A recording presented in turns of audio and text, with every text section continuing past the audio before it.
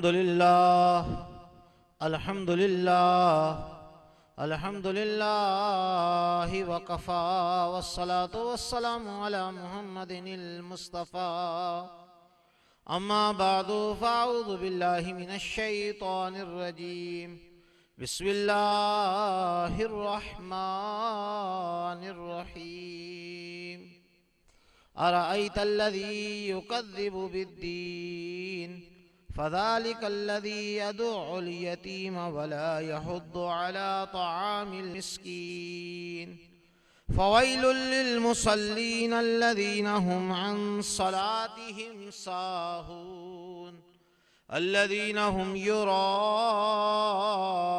ويمنعون الماعون صدق الله مولانا العظيم رب اشرح لي صدري ويسر لي أمري واحلل عقدة من لساني يفقه قولي مولاي صل وسلم دائما أبدا على حبيبك خير الخلق كلهم هو الحبيب الذي ترجى شفاعته لكل هول من الأحوال مقتهم فسهل يا إلهي علينا كل صعب بحرمة سيد الأبرار سهل الصلاة والسلام عليك يا رسول الله الصلاة والسلام عليك يا حبيب الله الصلاة والسلام عليك يا نبي الله وعلى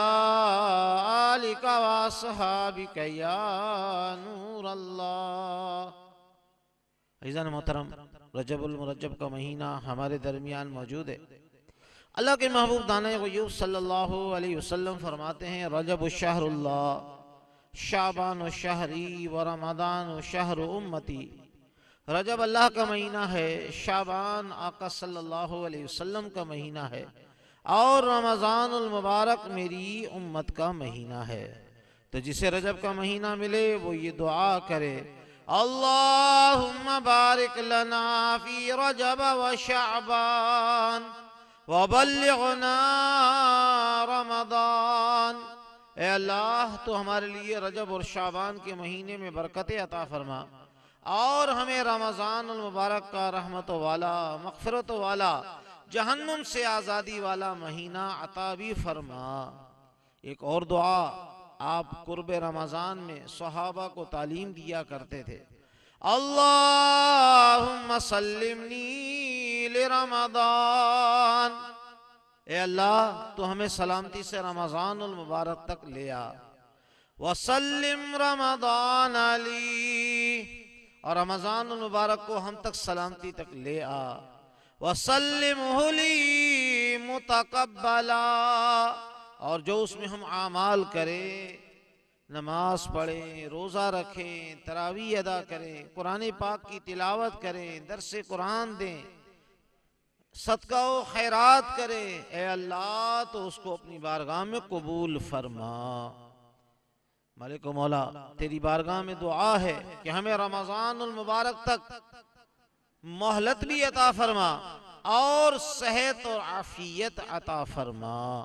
عزیزان محترم، آج کی اس محفل میں سورۃ الماعون پارہ نمبر 30 سے آپ کے سامنے یہ سورہ مبارکہ تلاوت کی ہے۔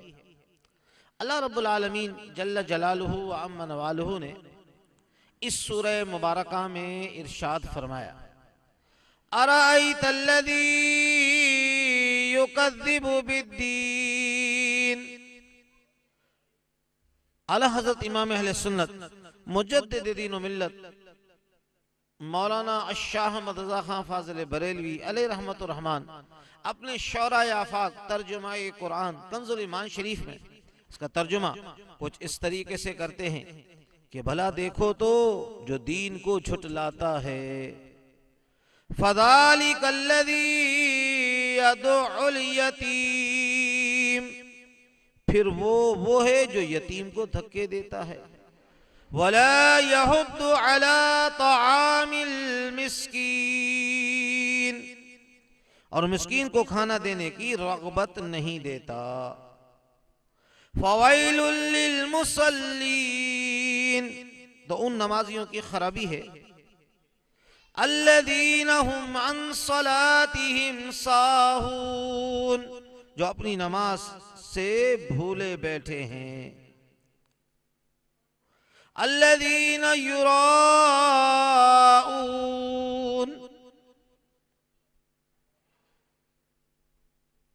الذین هم یراؤون ویمنعون الماعون،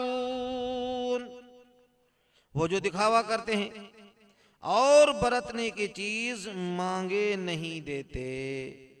عزیزان محترم، آپ نے قرآن مجید فرقان حمید کی اس سورہ مبارکہ کی تلاوت اور اس کا ترجمہ کنز الایمان شریف سے سماعت فرمایا۔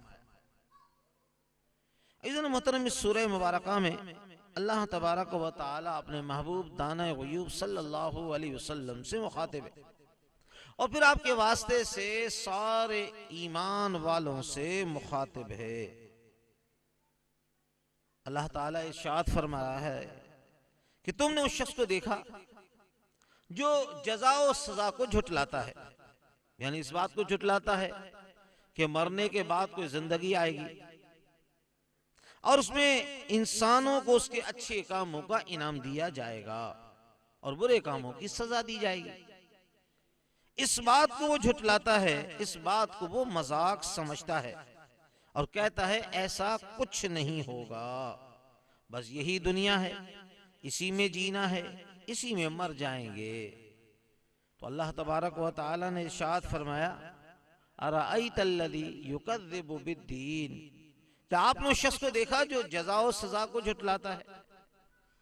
اچھا، جو جزا و سزا کو جھٹلاتا ہے اس کے اندر یہ خباثت، یہ ضلالت پیدا ہو جاتی ہے۔ فَذَلِكَ الَّذِي يَدُعُ الْيَتِيمِ، یہی وہ شخص ہے جو یتیموں کو دھکے دیتا ہے۔ تو روایت میں آتا ہے کہ کسی کافر کے ساتھ یہ واقعہ پیش آیا، اس کے گھر میں ایک یتیم آ گیا، اس نے اس سے کچھ سوال کیا، اس نے اسے دھکے دے کر باہر نکال دیا۔ اللہ کا کلام کہتا ہے کہ جو شخص جزا و سزا کو جھٹلاتا ہے یہ وہی ہے جو یتیم کو دھکے دیتا ہے۔ وَلَا يَحُضُّ عَلَى طَعَامِ الْمِسْكِينِ، اور کسی غریب مسکین کو کھانا دینے کی دوسروں کو ترغیب بھی نہیں دیتا، یعنی خود تو کیا کھلاتا، خود اس کی کیا مدد کرتا، آخرت کو تو وہ مانتا ہی نہیں۔ عزیزان محترم، ہمارے شیخ العزیز حضرت علامہ مولانا صاحبزادہ محمد عبدالشکور صاحب دامت برکاتہم عالیہ، اللہ تعالیٰ انہیں درازی عمر بالخیر عطا فرمائے اور ان کا سایہ رحمت ہم پر تا دیر قائم و دائم فرمائے۔ میں آپ کی تعلیمات کا خلاصہ عرض کرتا ہوں۔ وجہ یہ ہے کہ آخرت کا عقیدہ وہی چیز ہے جو انسان کی زندگی کو درست کرتا ہے، دنیا کو درست کرتا ہے۔ اگر آخرت کا عقیدہ نہ ہو تو پھر انسان جانور بن جائے، کیونکہ اس کو کسی سوال و جواب کی کوئی فکر نہیں، کسی جواب دہی کا کوئی احساس نہیں۔ اس لیے آخرت کے عقیدے کی طرف اس آیت میں خاص توجہ دلائی گئی ہے۔ قرآن کریم نے جگہ جگہ کہا ہے جو لوگ آخرت کو نہیں مانتے وہ ذرا یہ بتائیں کہ آخر یہ دنیا کیوں قائم کی گئی۔ أَفَحَسِبْتُمْ أَنَّمَا خَلَقْنَاكُمْ عَبَثًا وَأَنَّكُمْ إِلَيْنَا لَا تُرْجَعُونَ۔ اعلی حضرت امام اہل سنت مجدد دین و ملت مولانا الشاہ احمد رضا خان فاضل بریلوی علیہ رحمت الرحمن اپنے شعراء آفاق ترجمہ قرآن کنز الایمان شریف میں اس کا ترجمہ کچھ اس طریقے سے کرتے ہیں۔ تو کیا یہ سمجھتے ہو کہ ہم نے تمہیں بیکار بنایا اور تمہیں ہماری طرف پھرنا نہیں؟ تو عزیزان محترم، قرآن پاک جو اللہ کا کلام بھی ہے، اللہ کی کتاب بھی ہے، وہ یہ کہتا ہے کہ تم نے یہ سمجھ رکھا ہے کہ ہم نے تمہیں ویسے ہی بے فائدہ پیدا کیا اور تم ہمارے پاس لوٹ کر نہیں آؤ گے۔ عزیزان محترم، اگر جزا و سزا کا کوئی معیار نہ ہوتا تو اس دنیا میں بہت سے لوگ اچھے کام کر رہے ہیں اور بہت سے لوگ برے کام کر رہے ہیں۔ کوئی ظلم کر رہا ہے، کوئی ظالم ہے، کوئی مظلوم ہے، تو کیا سب برابر ہے؟ گدھے گھوڑے سب برابر ہو گئے؟ اللہ کا کلام کہتا ہے افمن کان مؤمنا کمن کان فاسقا لا یستوون۔ اعلی حضرت امام اہل سنت مجدد دین و ملت مولانا الشاہ احمد رضا خان فاضل بریلوی علی رحمت الرحمن اپنے شعرائے آفاق ترجمہ قرآن کنز الایمان شریف میں اس کا ترجمہ کچھ اس طریقے سے کرتے ہیں، تو کیا جو ایمان والا ہے وہ اس جیسا ہو جائے گا جو بے حکم ہے؟ یہ برابر نہیں۔ عزیزان محترم، یہ تو بتائیے جو شخص نافرمان ہو، ظالم ہو، لوگوں پر ظلم ڈھانے والا ہو، کیا وہ اس شخص جیسا ہوگا جو نبی کا غلام ہو، نبی کا چاہنے والا ہو، خوش عقیدہ ہو؟ عزیزان محترم، اگر آخرت نہ ہو تو پھر سب برابر ہو گئے، کافر اور مومن سب برابر ہو گئے۔ یہ اللہ تعالیٰ کی رحمت ہے، یہ اس کی حکمت ہے کہ وہ ظالم سے بھی حساب لے گا، جیسا کہ متقی اور پرہیزگار کو انعام عطا فرمائے گا۔ عزیزان محترم، قرآن مجید فرقان حمید میں اللہ تبارک و تعالی نے کئی مقامات پر ارشاد فرمایا وَمَا يَسْتَوِي الْأَعْمَى وَالْبَصِيرُ، کیا اندھا اور دیکھنے والا برابر ہو سکتے ہیں؟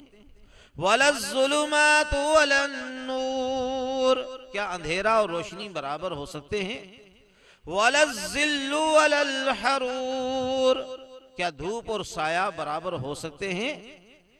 وَمَا يَسْتَوِي الْأَحْيَاءُ وَلَا الْأَمْوَاتُ، کیا زندہ اور مردہ برابر ہو سکتے ہیں؟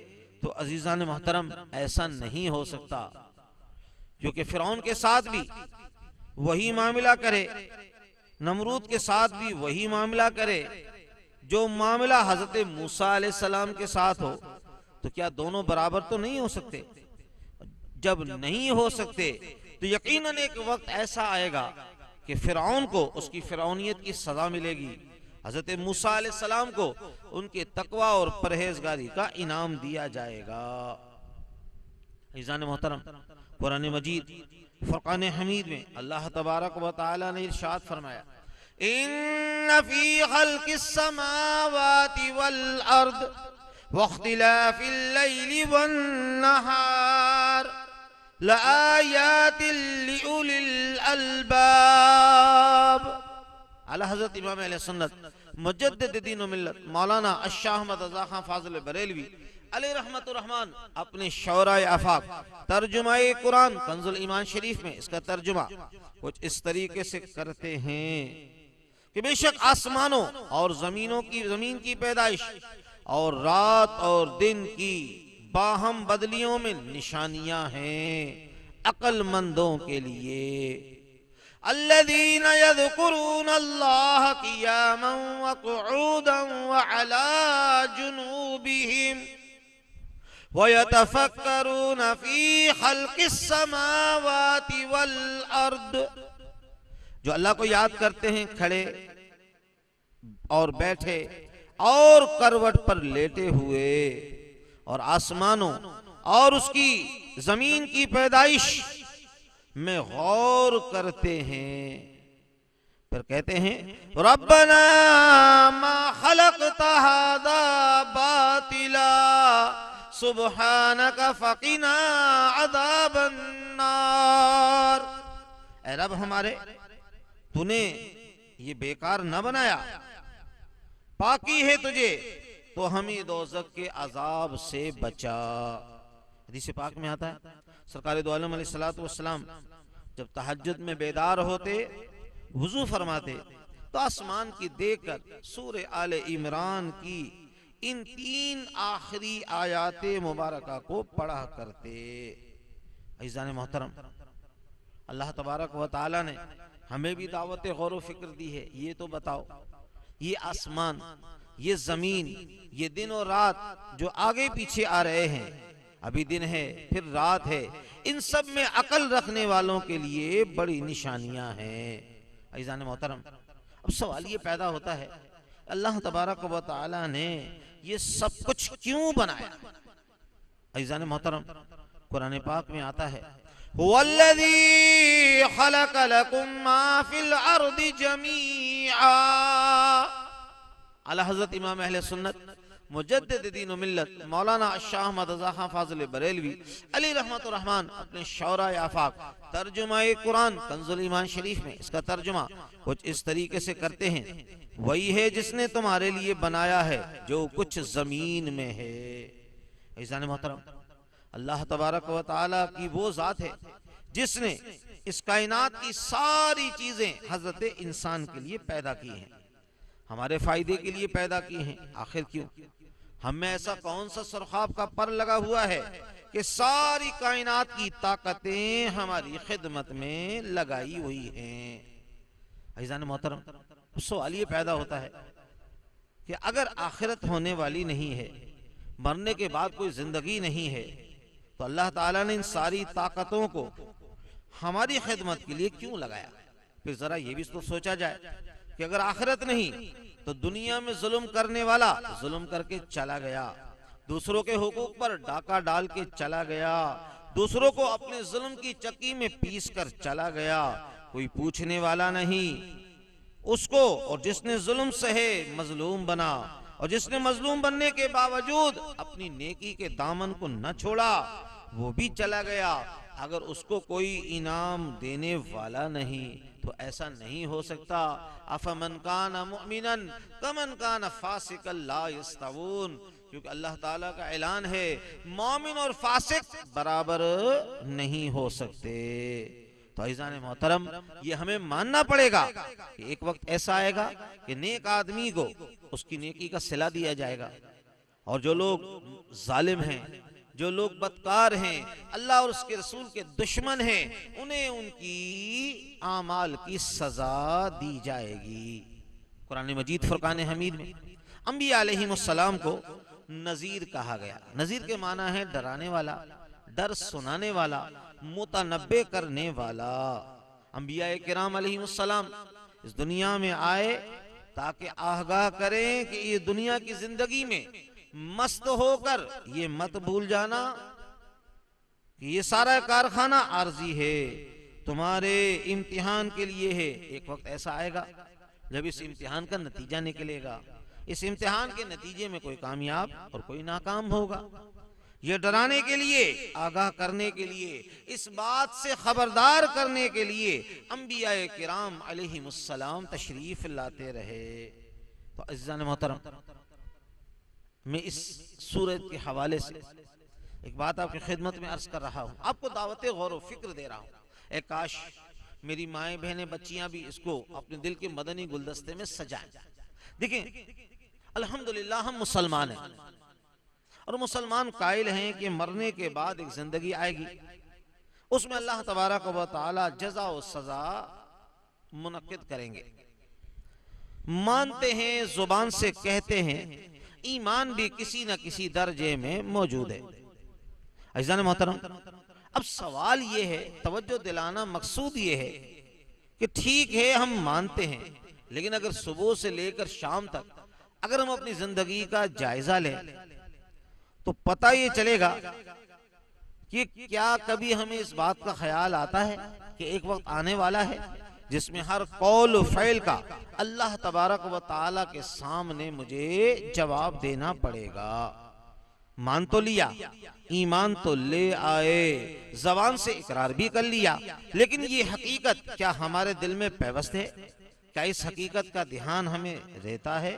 صبح سے لے کر شام تک کی جو ہماری زندگی ہے، عزیزان محترم، اگر اس میں ہم دیکھیں تو اس میں زبردست غفلت نظر آتی ہے۔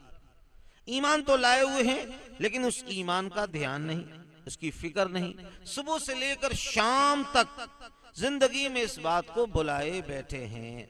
اب دیکھیے، جب ہم بازار میں سودا خریدتے ہیں، اپنے لیے کوئی چیز خریدیں یا کوئی چیز بیچنے کا موقع ملے، تو کیا اس وقت یہ یاد رہتا ہے کہ یہ جو میں سودا کر رہا ہوں، یہ سودا بیچ رہا ہوں، یہ سودا خرید رہا ہوں، یہ حلال تھا یا حرام؟ جب ہم دفتر میں بیٹھے ہوئے ہیں، لوگ ہمارے پاس کام کرانے کے لیے آ رہے ہیں، اس وقت ہم رشوت کا مطالبہ کرتے ہیں زبان سے یا طرز عمل سے، تو کیا اس وقت بھی یاد رہتا ہے کہ ایک وقت میں مروں گا اور مرنے کے بعد اللہ تعالی سے جواب دہ ہوں گا؟ جو پیسے کھا رہا ہوں، جو پیسے لے رہا ہوں رشوت کے، اس کے مجھے ایک ایک پیسے کا حساب دینا پڑے گا۔ حدیث پاک میں آتا ہے، سرکار دو عالم علیہ السلام فرماتے ہیں کہ آخرت میں کوئی انسان قدم بھی نہ بڑھا سکے گا جب تک اس سے چند سوالات نہ کر لیے جائیں۔ نمبر 1، بھئی ہم نے تمہیں اتنی لمبی چوڑی زندگی دی تھی، کہاں خرچ کی؟ اور اس مال کے بارے میں پوچھا جائے گا کہ کیسے کمایا اور کہاں خرچ کیا۔ ایک ایک پیسے کا حساب دینا پڑے گا۔ اگر ہم یہ سوچیں کہ صاحب میری تو 60 سال کی زندگی ہے، میرے پاس اس کا حساب کتاب کہاں، تو ایک بات ذہن میں رکھ لیجئے، اللہ تبارک و تعالی کے پاس سارا حساب موجود ہے۔ عزیزان محترم، میں آپ سے پھر سوال کرتا ہوں کہ جب ہم دفتروں میں بیٹھتے ہیں، لوگ کام کروانے کے لیے آتے ہیں، ان سے چکر کٹوائے جاتے ہیں، ان سے بہانے کیے جاتے ہیں، ان کو اس پر مجبور کیا جاتا ہے کہ وہ ہماری جیب گرم کر کے ہم سے کام کروائیں۔ اس وقت بھی کیا یاد رہتا ہے کہ مرنا ہے اور مرنے کے بعد اللہ تعالیٰ کے سامنے جواب دہ ہونا ہے؟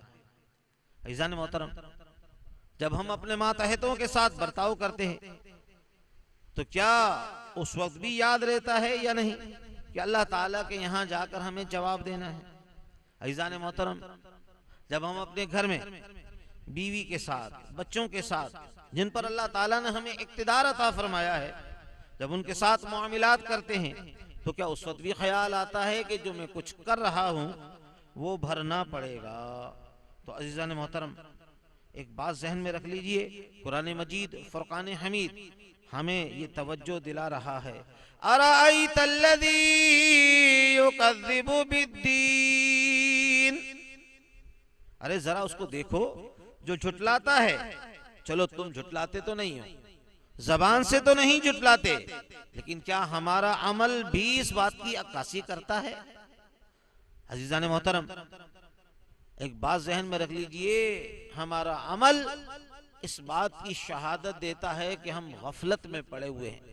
ہمارا سب سے بڑا مسئلہ یہ ہے کہ آج آخرت کی فکر ہمارے دلوں سے نکل گئی، ہمارا سارا معاملہ دنیا کی طرف لگ گیا، بس دنیا دنیا اور دنیا کے معاملات کی طرف ہماری توجہ ہو گئی۔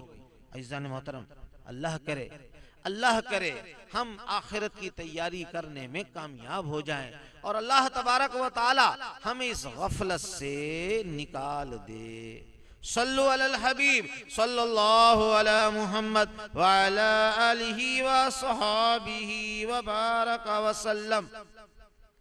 عزیزان محترم، اللہ رب العالمین جل جلالہ و عم نوالہ نے اس سورہ مبارکہ میں چند برے اعمال کا تذکرہ کیا ہے۔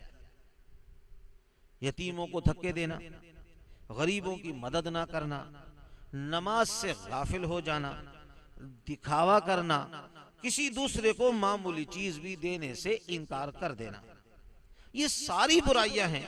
لیکن ان برائیوں اور گناہوں کا تذکرہ کرنے سے پہلے ان کی جو بنیادی جڑ ہے وہ اللہ تعالیٰ نے بیان فرما دی۔ وہ یہ ہے کہ اس بات کا جو انکار کرتے ہیں، اس بات کو جو جھٹلاتے ہیں کہ کسی وقت ہمیں اللہ تبارک و تعالیٰ کے سامنے پیش ہو کر اپنے اعمال کا جواب دینا ہوگا۔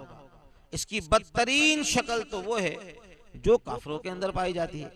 کافر کھلم کھلا انکار کرتا ہے، لیکن ایک بات ذہن میں رکھ لیجئے کہ ہمارا یہ حال ہے کہ ہم زبان سے تو اقرار کرتے ہیں الحمدللہ، ہمارا ایمان ہے کہ ہمیں اللہ کی بارگاہ میں پیش ہونا ہے، لیکن ہمارا عمل اس بات کی شہادت نہیں دیتا۔ عزیزان محترم، اس سورہ مبارکہ میں اللہ تبارک و تعالی نے فرما دیا، جو جزا و سزا کو جھٹلاتا ہے، جو مرنے کے بعد والی زندگی پر جس کا یقین کامل نہیں ہوتا، اس کے اندر یہ رذیل اخلاق پیدا ہو جاتے ہیں، اس کی اخلاقی حالت تباہ و برباد ہو جاتی ہے۔ اللہ تعالیٰ فرماتا ہے فَذَلِكَ الَّذِي يَدُعُ الْيَتِيمَ، یہی وہ شخص ہے جو حقیقت میں یتیموں کو دھکے دیتا ہے۔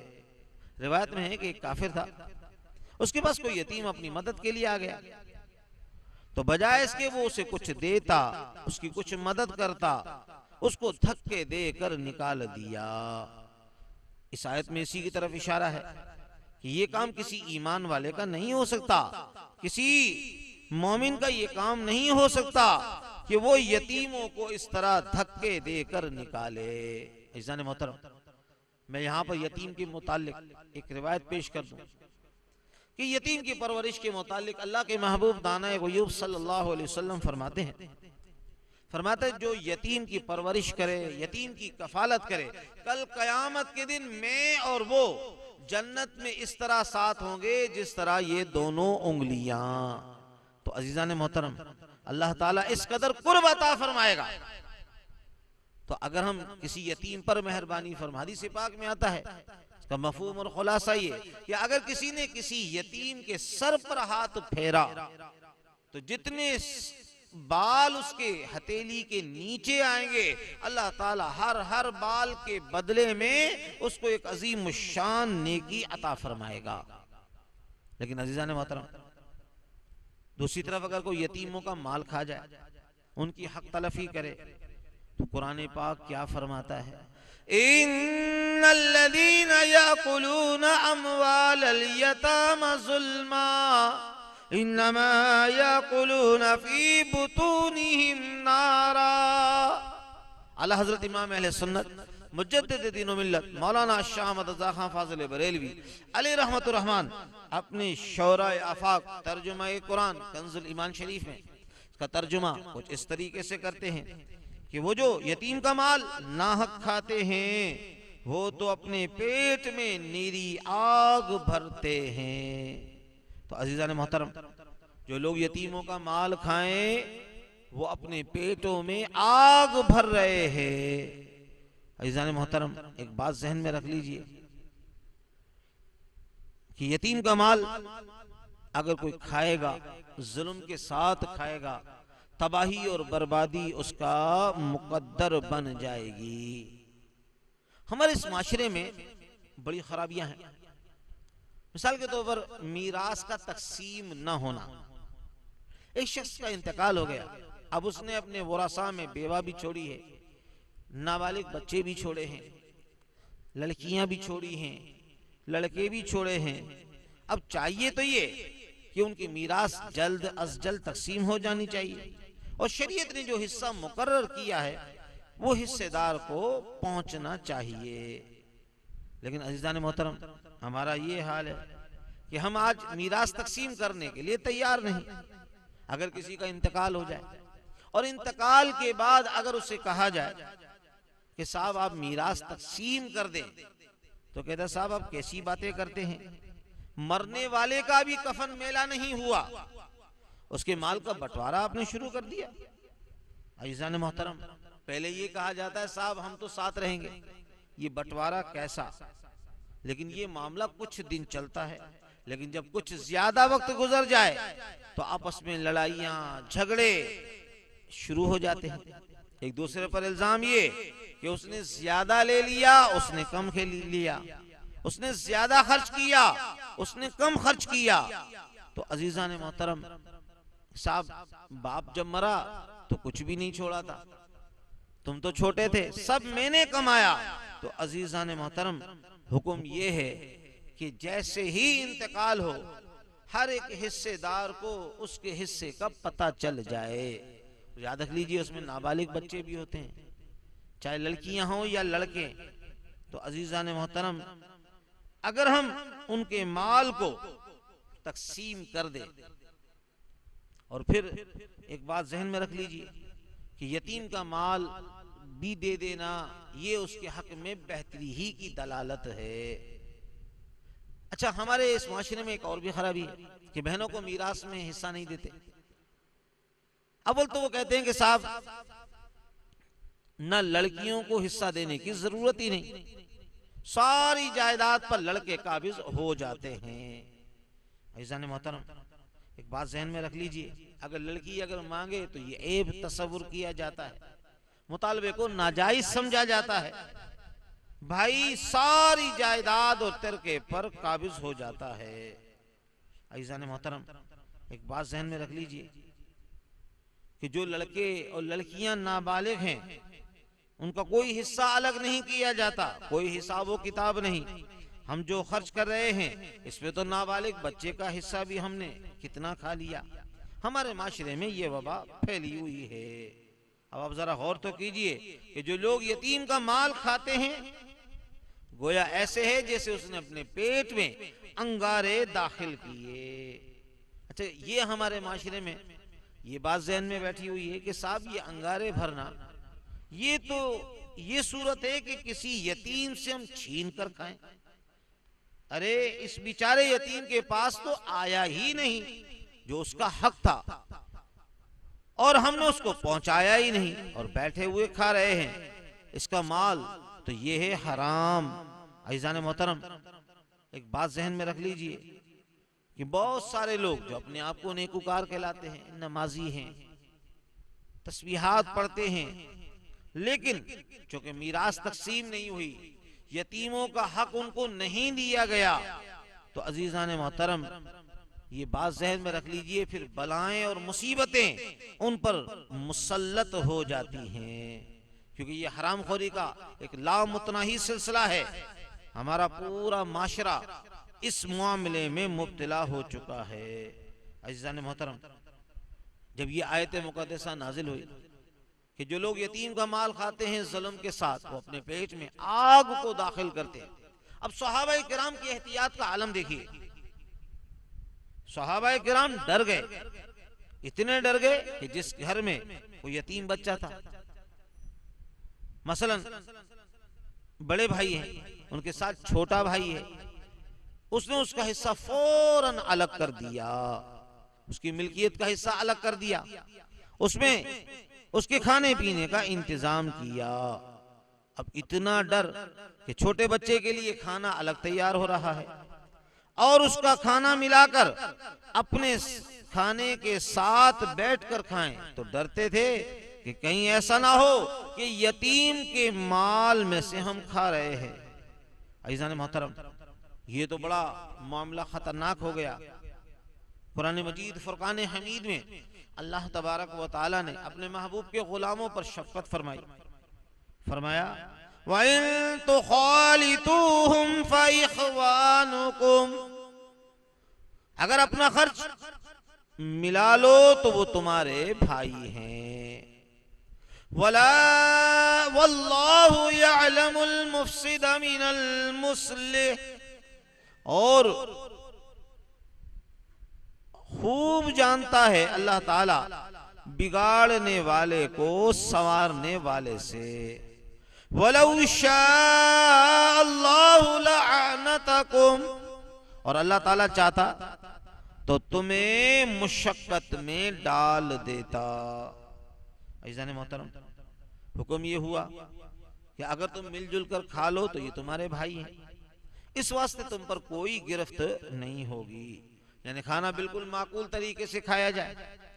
عزیزان محترم، ساتھ ساتھ یہ بھی فرما دیا کہ اللہ تعالیٰ جانتا ہے کہ کون یتیم کی خیر خواہی کر رہا ہے اور کون یتیم کے مال کا کھانا چاہ رہا ہے. عزیزان محترم، اللہ تعالیٰ نے فرما دیا واللہ یعلم المفسد من المصلح، اللہ تعالیٰ جانتا ہے کہ کون فسادی ہے اور کون خیر خواہی کا طلبگار ہے. اور آگے فرما دیا وَلَوْ شَاءَ اللَّهُ لَعَانَتَكُمْ، اگر اللہ تعالیٰ چاہتا تو تمہیں مصیبت میں ڈال دیتا، مشقت میں ڈال دیتا. یہ حکم دیتا کہ ایک چاول بھی ادھر سے ادھر نہ آئے، ایک لقمہ بھی ادھر سے ادھر نہ آئے، لیکن ہم اتنی مشقت میں تمہیں ڈالنا پسند نہیں کرتا۔ بس خیال رکھو ان کا حصہ الگ ہو، ان کی ملکیت الگ ہو، اس کے اندر تم اپنے مفاد کی خاطر تصرف نہ کرو۔ عزیزان محترم،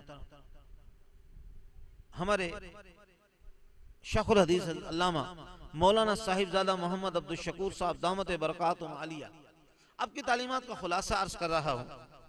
نابالغ بچے کے کچھ حقوق ہیں۔ اگر ہم کسی نابالغ بچے کی ملکیت میں کوئی چیز آ گئی تو اس کے سرپرست کو اس میں کوئی تصرف کرنے کی اجازت نہیں۔ اس لیے فقہاء کرام نے لکھا ہے کہ اگر کسی بچے کو کسی نے کوئی چیز ہدیہ کی، وہ اس بچے کی ہو گئی، اب ماں باپ کو یہ حق نہیں ہے کہ اس بچے سے لے کر کسی اور بچے کو دے دیں۔ فرض کریں ایک آدمی کے دو بچے ہیں، کسی نے ایک بچے کو لا کر کوئی ہدیہ، تحفہ یا جوڑا دے دیا، یا اس بچے کو ہدیہ دے دیا۔ اب ماں باپ کو یہ اختیار نہیں کہ وہ جوڑا جو ایک بچے کو دیا گیا تھا وہ دوسرے کو پہنائے، کیونکہ یہ اس کی ملکیت ہو گیا اور اس میں کوئی تصرف اس کے سرپرست کے لیے کرنا جائز نہیں۔ بچے کو ہدیہ دینے کا کیا طریقہ ہے؟ بات ذہن میں رکھ لیجئے، علماء کرام کی صحبت میں بیٹھیے، دعوت اسلامی کے مدنی قافلوں میں سفر کیجئے۔ الحمدللہ جب اجتماعات میں پابندی کے ساتھ آئیں گے، دینی ماحول سے وابستہ رہیں گے، الحمدللہ ہماری اخلاقی تربیت ہوتی رہے گی۔ علماء کرام نے لکھا ہے کہ جب کسی جگہ بچے کو کوئی ہدیہ دینا ہو تو بچے کو مت دو، بچے کے والدین کو دو، کہ یہ تمہارا ہے، تم جو چاہو جس بچے کو استعمال کے لیے دے دو، تاکہ اس کو اختیار ہے کہ جس بچے کو چاہے استعمال کرا دے۔ یہ جو شادی بیاہ میں، عقیقے میں یا کسی بچے کی کسی تقریب میں تحفہ دیا جاتا ہے، اس کے بارے میں فقہاء کرام نے لکھا ہے کہ در حقیقت یہ بچے کو نہیں دیا جاتا بلکہ والدین کو دیا جاتا ہے۔ اگر والدین کے جاننے والے ہیں تو والد کو، اور ماں کے جاننے والے ہیں تو ماں کو دیے جاتے ہیں۔ وہ اپنی مصلحت کے تحت جس بچے کے لیے استعمال کرنا چاہے کر لے، لیکن اگر کسی بچے کا نام لے لیا یہ فلاں بچے کا ہے تو اب اس کو دوسرے بچے کے لیے استعمال کرنا جائز نہیں۔ تو یہ تو شریعت کے احکام ہے۔ عزیزان محترم، شریعت نے ہر بات کو کھول کھول کر بیان کیا ہے۔ عزیزان محترم، جب ہمارے معاشرے میں میراث تقسیم نہیں ہوتی تو آپس میں لڑائی جھگڑے ہوتے ہیں، دستوں گریباں ہوتے ہیں، پھر معاملہ مفتی صاحب کے پاس اور مفتی صاحب سے پھر عدالت میں، کورٹ میں چلا جاتا ہے۔ تو عزیزان محترم، ایک بات ذہن میں رکھ لیجئے کہ اگر اللہ تبارک و تعالی نے ہمیں دینی سمجھ عطا فرمائی ہے تو پھر ہمیں چاہیے کہ وراثت کی تقسیم پہلے سے کر دیں۔ الحمدللہ اس پہ ہمارا بیان ہے تقسیم وراثت کی اہمیت، بہت پیارا بیان ہے، ہو سکے اس بیان کو سنیے اور اس کے مدنی پھول اپنے دل کے مدنی گلدستے میں سجاتے جائیں۔ صلو علی الحبیب صلی اللہ علی محمد وعلی آلہ وصحابہ وبارک وسلم۔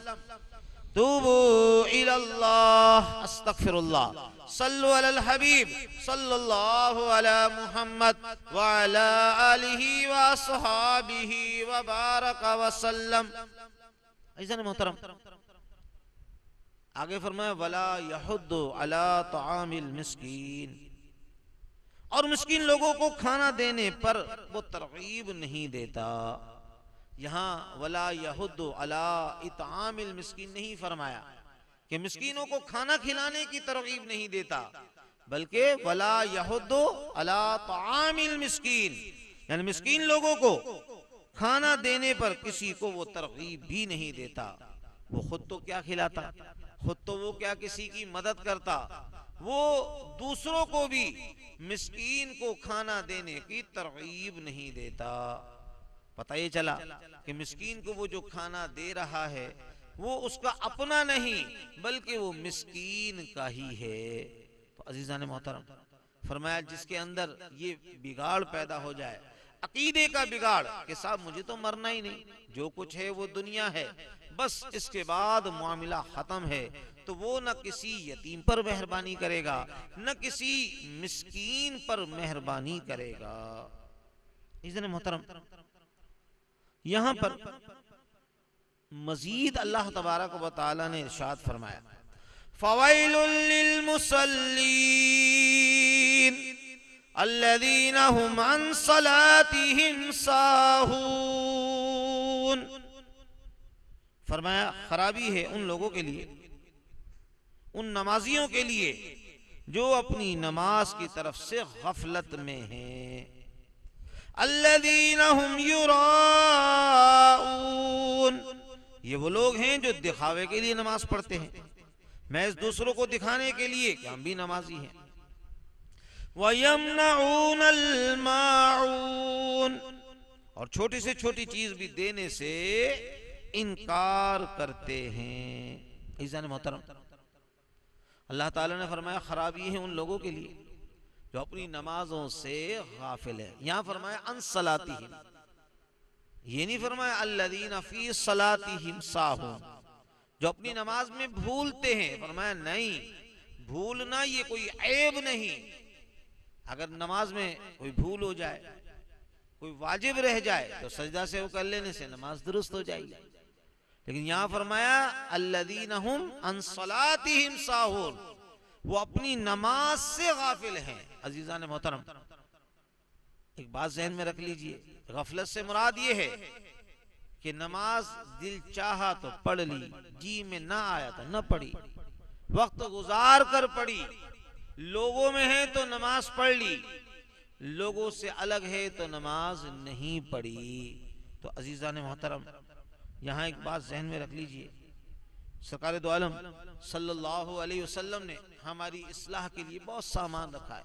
دیکھیں قرآن مجید فرقان حمید میں اللہ تبارک و تعالی نے ارشاد فرمایا، یہ ساری جو علامات ہیں آخر والی نمازوں سے غفلت، یہ منافق کی علامت ہے، کیونکہ اللہ تبارک و تعالی نے قرآن مجید فرقان حمید میں ارشاد فرمایا وَإِذَا قَامُوا إِلَى الصَّلَاةِ قَامُوا كُسَالَى يُرَاءُونَ النَّاسَ وَلَا يَذْكُرُونَ اللَّهَ إِلَّا قَلِيلًا۔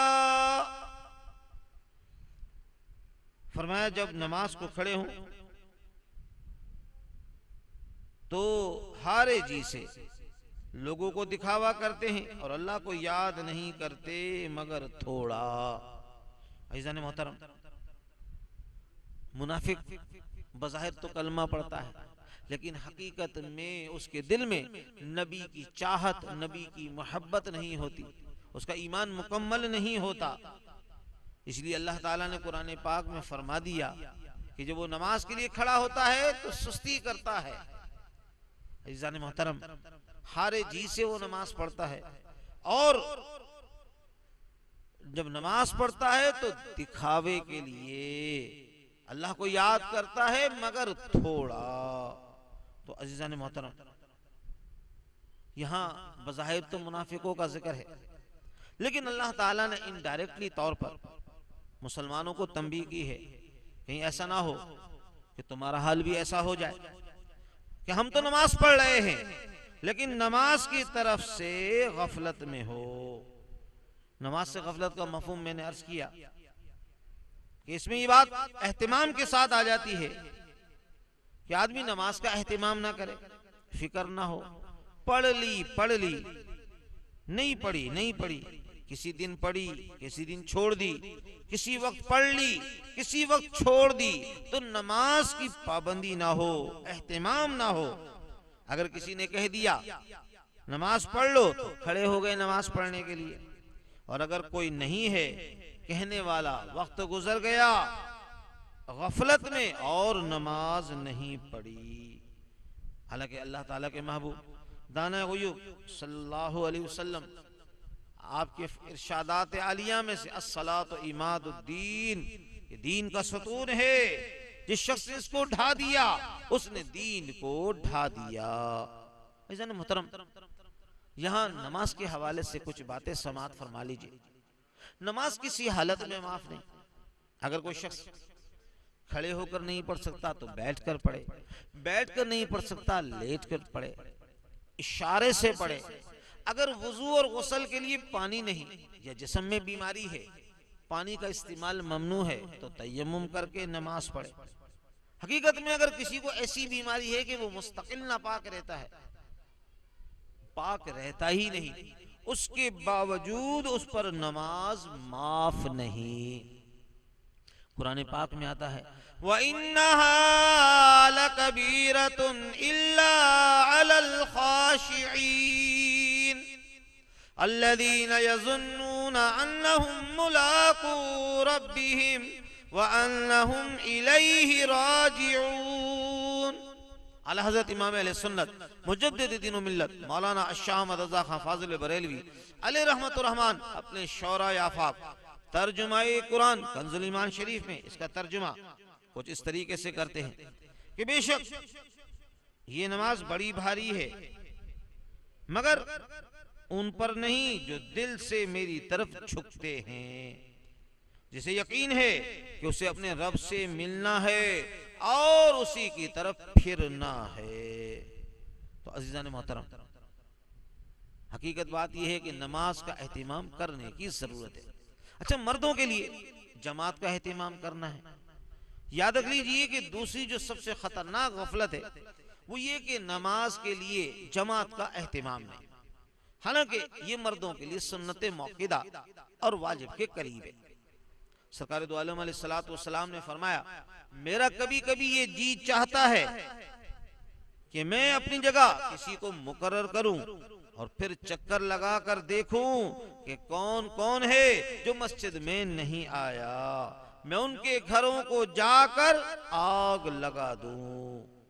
عزیزان محترم، سرکار دو عالم علیہ السلام جب آپ کا وقت آخر ہے، دنیا سے آپ پردہ فرما رہے ہیں، بہت زیادہ نقاہت ہے، جب کچھ مرض کی شدت میں کمی ہوئی تو سرکار دو عالم علیہ السلام سہارا لے کر مسجد میں تشریف لائے، نماز ادا کی۔ آپ نے یہ بتا دیا کہ جماعت ایسی چیز نہیں جس سے آدمی غافل ہو جائے۔ اگر بیماری کے اندر بھی جب بھی استطاعت پیدا ہو، آدمی کو چاہیے کہ مسجد میں جا کر جماعت سے نماز پڑھے۔ عزیزان محترم، جو جماعت کے ساتھ نماز ادا کرتا ہے، اللہ تعالیٰ نے اور اس کے محبوب صلی اللہ علیہ وسلم نے ان پر کتنی کرم نوازی فرمائی۔ فرمایا جو شخص مسجد کی میں نماز ادا کرے، گھر میں اکیلا نماز پڑھنے سے 25 گنا فرق ہے، بعض میں 27 گنا فرق ہے۔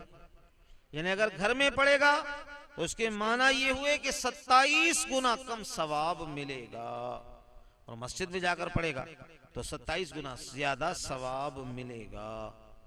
عزیزان محترم، نماز کے حوالے سے یہ بات بھی ذہن میں رکھ لیجئے کہ نماز کے آداب اور شرائط کا لحاظ نہ کرنا یہ بہت بڑی غفلت ہے۔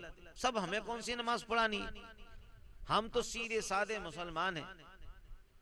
بھائی یاد رکھ لیجئے جس پر نماز فرض ہے اس کے لیے نماز کے مسائل سیکھنا یہ بھی فرض ہے۔ وضو، غسل، تیمم، نماز کے شرائط، نماز کے فرائض، نماز کے واجبات الحمدللہ اور نماز کے مفسدات ہمیں معلوم ہونے چاہیے۔ عزیزان محترم، ہر چیز کا ایک ضابطہ ہوتا ہے، ہر چیز کا ایک اصول ہوتا ہے، اسی لیے نماز کے بھی کچھ شرائط ہیں، کچھ فرائض ہیں، کچھ واجبات ہیں اور کچھ ایسی باتیں ہیں جس سے نماز میں فساد آتا ہے۔ عزیزان محترم، کاش ہم بھی ان کو سیکھنے کی کوشش کریں۔ اگر ہم سیکھیں گے اللہ تبارک و تعالی اس کی برکتیں ہمیں عطا فرمائے گا۔ صلو علی الحبیب صلی اللہ علی محمد وعلی آلہ وصحابہ وبارک وسلم۔ توبوا الی اللہ، استغفر اللہ۔ صلو علی الحبیب صلی اللہ علی محمد وعلی آلہ وصحابہ وبارک وسلم۔ عزیزان محترم، ہمارے اس معاشرے میں جب بہت ساری خرابیاں پھیلی ہیں، وہ یہ کہ سنت کے خلاف لیکن پرواہ نہیں۔ بعض لوگوں کا یہ حال ہے کہ مسئلہ غلط سمجھ میں آ جاتا ہے، لوگ بتا دیتے ہیں۔ مثلا ننگے سر نماز پڑھنا، نماز کے آداب میں یہ بات داخل ہے کہ آدمی سر کو ڈھکے، کوئی ٹوپی ہو، امامہ ہو تو سر کو ڈھکنا، یاد رکھ لیجئے یہ نماز کے آداب میں سے تھا۔ سرکار دو عالم علیہ السلام نے بغیر حج اور عمرے کے آپ صلی اللہ علیہ وسلم نے ساری زندگی کبھی ننگے سر نماز نہیں پڑھی۔ صحابہ کرام کا بھی یہی حال تھا، لیکن چونکہ آج کل رواج ہو گیا ہے، لوگ ننگے سر زیادہ نماز پڑھتے ہیں۔ حالانکہ جہاں 6 میٹر 7 میٹر کا سوٹ ہم نے سلوایا ہے، ایک اچھی سی ٹوپی بھی اگر ہم لے لیں، بنا لیں، خرید لیں، الحمدللہ اس کی برکتیں اللہ تعالی ہمیں عطا فرمائے گا۔ عزیزان محترم، میں آپ کو دعوت غور و فکر دیتا ہوں کہ وہ نماز جو آداب اور شرائط کے ساتھ ادا کی جائے، ضابطے کے ساتھ ادا کی جائے۔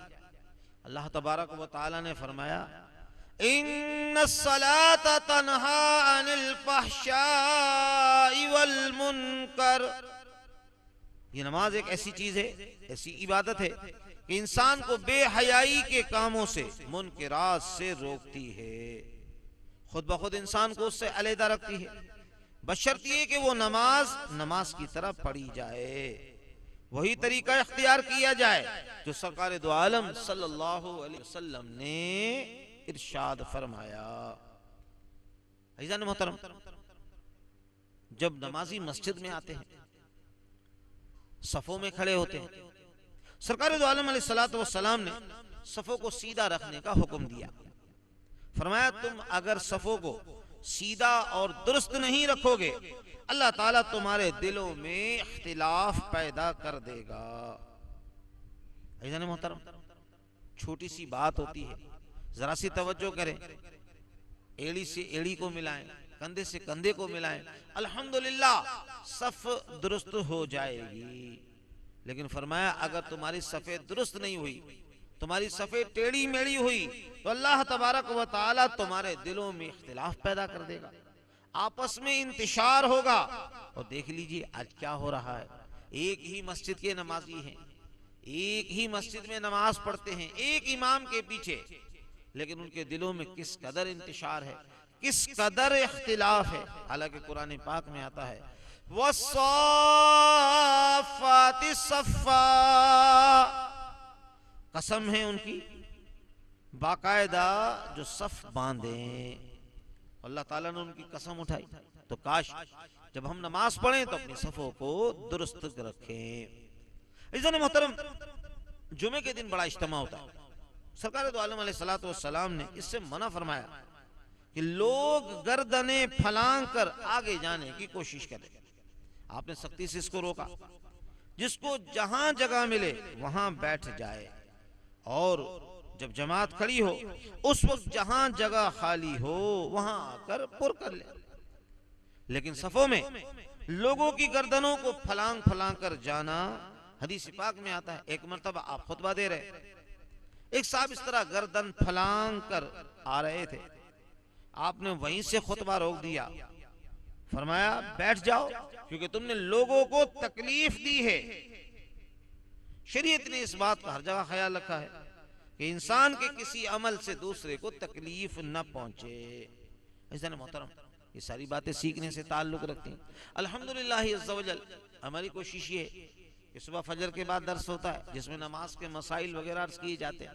الحمدللہ مدرسے میں مدرسہ روح الایمان قادریہ جو کہ جامع محمدی مسجد درود و سلام علی میں قائم ہے، الحمدللہ باقاعدہ قرآن پاک کی تعلیم کے ساتھ ساتھ نماز کے شرائط، نماز کے فرائض، واجبات، وضو، غسل، تیمم، پاکی ناپاکی کے مسائل الحمدللہ عز و جل وہ سکھائے جاتے ہیں، باقاعدہ اس کی کلاس ہوتی ہے، اخلاقی تربیت ہوتی ہے. اللہ تبارک و تعالی ہمیں اس میں کامیابی عطا فرمائے. صلو علی الحبیب صلی اللہ علی محمد وعلی آلہ واصحابہ وبارک وسلم. عزیزان محترم، آخری بات میں عرض کرتا ہوں. اللہ تعالیٰ نے اعلان فرمایا وَيَمْنَعُونَ الْمَاعُونَ، اور وہ معمولی سی چیز بھی مانگنے پر نہیں دیتے. معون سے مراد کیا ہے؟